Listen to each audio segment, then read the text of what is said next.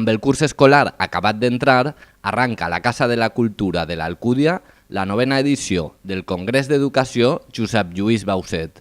Enguany, sota el lema Educació, l'energia que es crea. La jornada inaugural ha comptat amb la participació de diferents representants institucionals, com ara la regidora d'Educació de l'Alcúdia.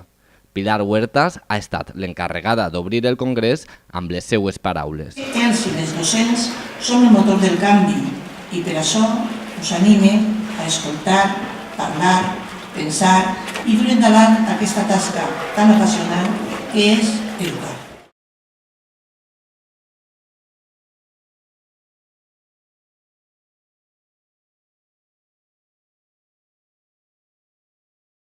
Els xiquets, els adolescents, els jóvens interaccionen amb el medi, amb el professorat, amb els llibres, els materials, interaccionen de la mateixa manera que nosaltres anem a interaccionar durant estos 3 dies en el Congrés amb la pedagogia, la didàctica, la reflexió crítica, els estudis de gènere, el dret o la filosofia.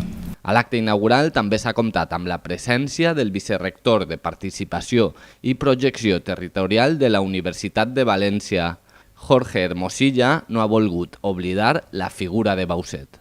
Sense dubte, es tracta d'un congrés, una trobada entre especialistes, entre educadors i mestres que entronca, d'alguna manera, amb l'ideari de la institució lliure d'ensenyament, el dipositari del qual va ser precisament Josep Lluís Bauset, entre uns altres.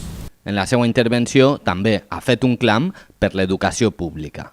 Reivindicar en aquest acte d'obertura el nostre sistema públic d'ensenyament, basat en escoletes, escoles, instituts, universitats i en homes i dones compromesos. Una trobada d'interès per a milers de docents, professors i professionals de l'educació, en el qual reivindiquem les oportunitats i les fortaleses del nostre sistema d'ensenyament públic. Sense dubte, són anys difícils que requereixen de la unió i del consens de tots.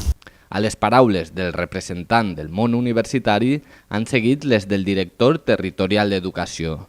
Santiago Estañán ha animat a revisar els projectes educatius per tal d'afrontar els reptes que es presenten.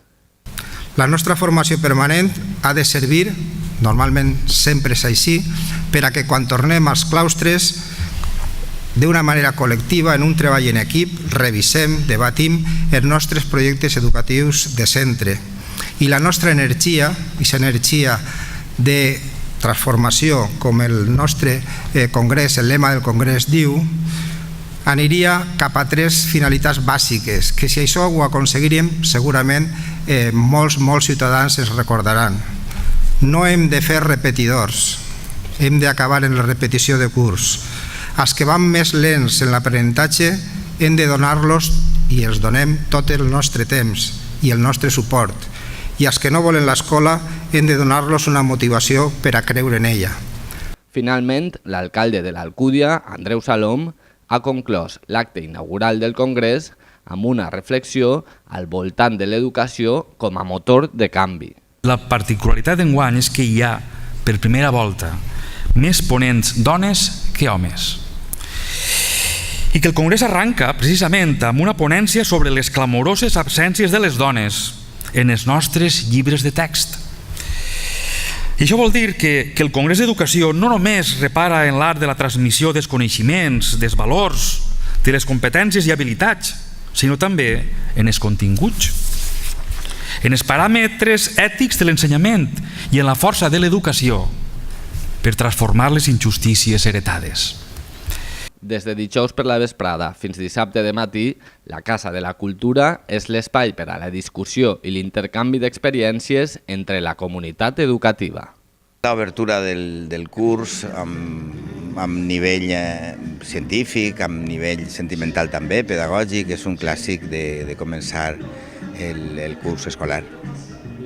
Soc estudiant de matemàtica computacional i estic preparant-me perquè de cara al futur m'agradaria exercir com a professora d'un institut o de la universitat i m'interessa el tema. Escoltes a persones molt enterades en la matèria referent al tema que es tracta i pots aplicar-ho després a la teua docència. Amb un accent marcadament femení, ha tingut lloc la primera ponència sota el títol Les dones que ens falten, anàlisi de l'exclusió de les dones als continguts de l'ESO. Miquel Puig, director del Col·legi Les Comes i membre organitzador, ha presentat la ponent. I des de fa anys treballa en el reconeixement cultural de les aportacions de les dones. Ha estat la coordinadora de l'equip investigador del projecte TRACE, les dones en els continguts de l'educació secundària obligatòria. Ana López, doctora investigadora de la Universitat de València, ha abordat la invisibilitat de la dona en la construcció de l'imaginari col·lectiu. Voy a centrar esta charla sobre todo en un aspecto importante del sistema educativo, que es la transmisión de conocimiento, las referencias culturales que proporcionamos. Con ellos trazamos lo que entendemos como memoria colectiva, aquello que nos define cómo somos, aquello que resalta qué hechos son importantes, cuáles de ellos nos han marcado socialmente o culturalmente. Durant la conferència, López ha posat en valor la figura de la dona en diferents camps de la cultura.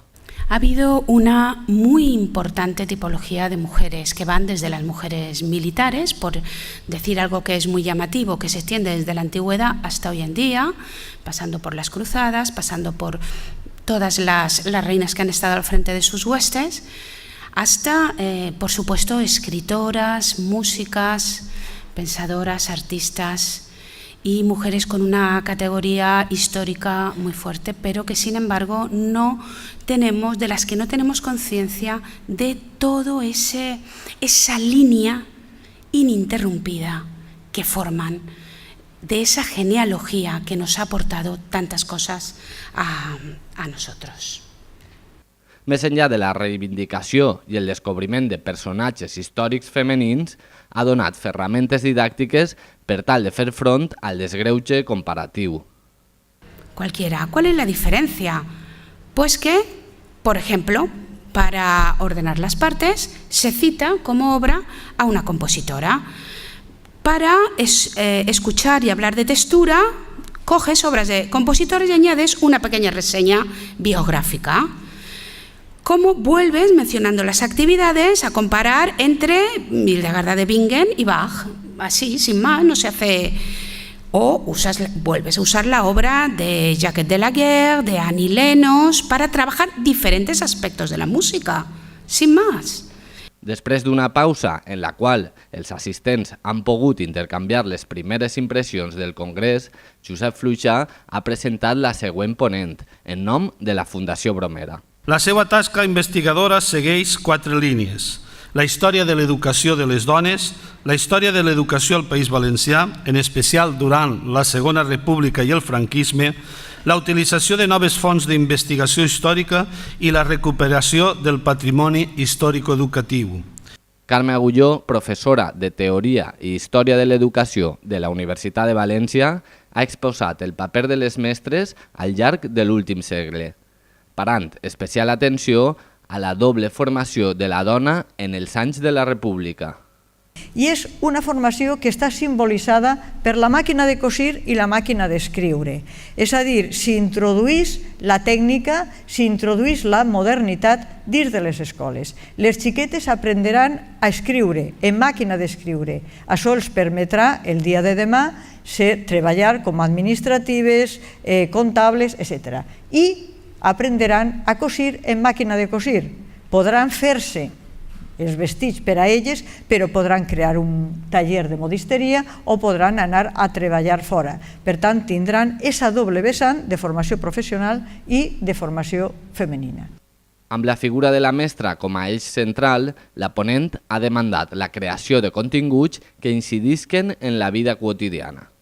Comencem a introduir les emocions, comencem a introduir tot el que està relacionat amb la cura, però falta una introducció dels continguts femenins. Jo crec que jo li diria una assignatura d'instruments de supervivència. Saber cosir un botó.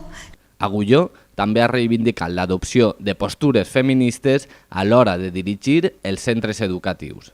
A mi m'agradaria que n'hi haguera més dones en els espais directius dels centres escolars i que aquestes dones pogueren exercir la seva autoritat d'una manera més relacionada amb el que nosaltres entenem com preocupar-se més per la qualitat de la vida, pels sentiments, per una manera no tan masculina de treballar.